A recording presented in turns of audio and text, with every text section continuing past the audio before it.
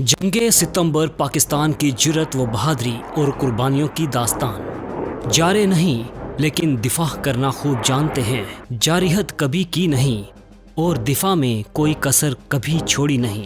दुश्मन बार बार आजमा चुका, जंगे सितंबर की याद में आज योम दिफा मनाया जा रहा है। वही कौमें दुनिया में अपना वजूद बरकरार रखती और जिंदा रहती हैं जो अपना मजबूत दिफा रखती हैं।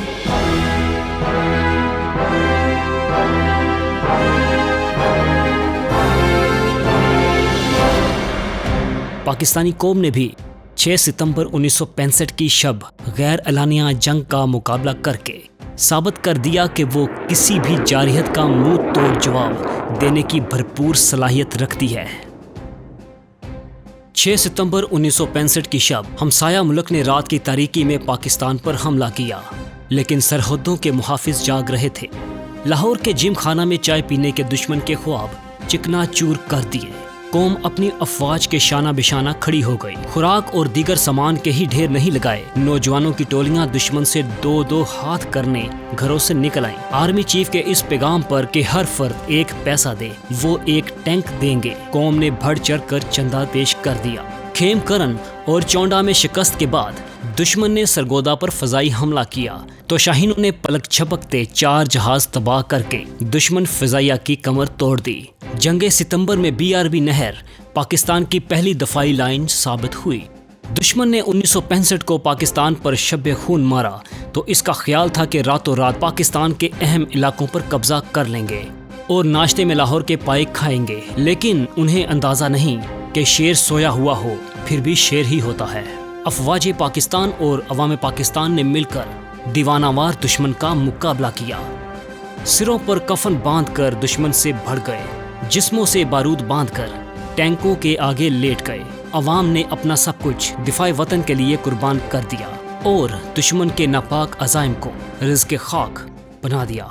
जो पाकिस्तान को दुनिया के नक्शे से मिटाने के लिए आए थे, वो हमेशा के लिए नाकामी का बदनुमा दाग अपने सीने पर सजाकर वापस चले गए। वो शायद इस बात से भी वाकिफ नहीं कि जो ज़मीन शहदा के लहू से सैराब होती है वो बड़ी जरखेज और बड़ी शादाब होती है। इसके सपूत अपनी धरती की तरफ उठने वाली हर उंगली को तोड़ने और उसकी तरफ देखने वाली हर मैली आंख को फोड़ने की सलाहियत रखते हैं। जान वार देते हैं लेकिन वतन पर आंच नहीं आने देते। इसका बेहतरीन मुजाहिरा 6 सितंबर 1965 को किया गया। इंतहाई बेसर्द सामानी के आलम में भी जुर्रत व बहादुरी की वो दरख्शां मिसालें कायम की गईं कि तारीख में सुनहरी हरूफ से लिखी जाएंगी।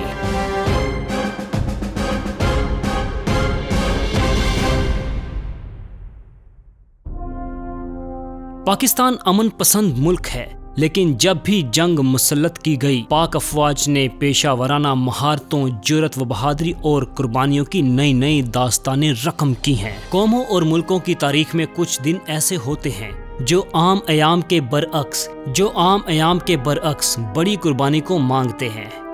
ये दिन फर्जंदाने वतन से हिफाजत वतन के लिए तन मन धन की कुर्बानी का तकाजा करते हैं। माओ से इनके जिगर गोशे और बूढ़े बापों से इनकी जिंदगी का आखिरी सहारा कुर्बान करने का मुतालबा करते हैं। कुर्बानी की लाजवाल दास्तानें रकम होती हैं। सिरों पर कफन बांधकर सरफरोशाने वतन रज़्मगा हक व बातिल का रुख करते हैं। आज़ादी को अपनी जानो माल पर तरजीह देकर दीवाना वार लड़ते हैं। कुछ जामे शहादत नोश करके अमर हो जाते हैं और कुछ गाजी बनकर सुर्खरू होते हैं।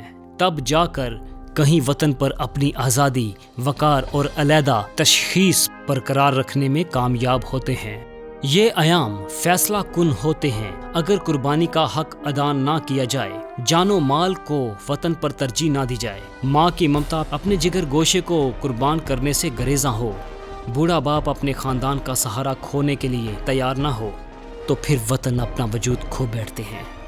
कौमें तारीख का हिस्सा और पारीना किस्सा बन जाती हैं और आज़ादी के बजाय गुलामी की ज़िंदगी कौमों का मुकद्दर बन जाती है।